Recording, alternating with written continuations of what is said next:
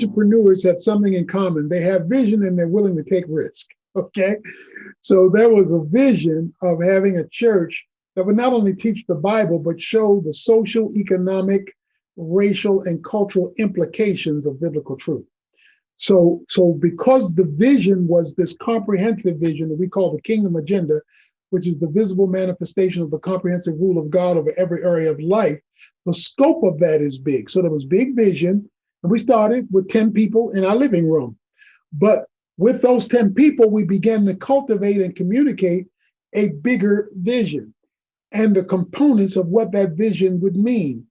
So in addition to the traditional things that churches do, the preaching of the word, the ministering to the flock, the caring, we also talked about the needs in the community, socially, politically, and economically. So we threw out a vision of economic development, of property acquisition, of developing social services, of community engagement through the adoption of public schools. All of these things began to grow as we mobilized the growing membership to use gifts, skills, talents, and resources to infiltrate those other broader areas, because in the kingdom, all of those areas fit.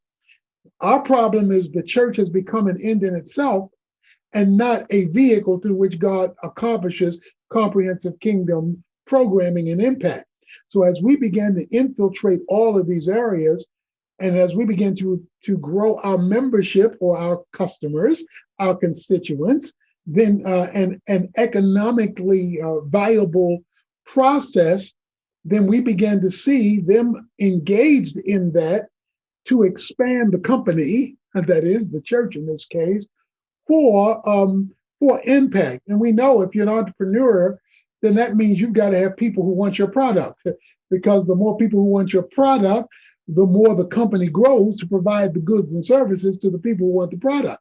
Well, our fundamental product is Jesus and is the Bible and is the spiritual impact. But what we wanted to show was the practical implications and ramifications of this centralized product of the Lord entering your life, your personal life, your family life, as well as your community life, as well as your political life. We've come out of political season. I just did a series on kingdom voting to show how you kingdomize the ballot box. And you don't just look at it as voting for a candidate, but as an opportunity to leverage kingdom influence. And when you have this kingdom view of your business and of economics, then you take Interstate Batteries with Norm Miller. I mean, he's kingdomized a car battery. So that now he takes a car battery and uses that to proclaim the gospel. So every Christian entrepreneur, we try to train our members and our business people in our church that your business is a kingdom enterprise. You're not just a business person, you're God's representative in business, so the business world gets to see what God looks like when God cuts the deal. So when you orient people that way and you entrepreneurialize them to think that way, then you give them freedom with their vision, because they now don't have to make a separation between secular and sacred and economics and the kingdom, because you can all flow through that central grid.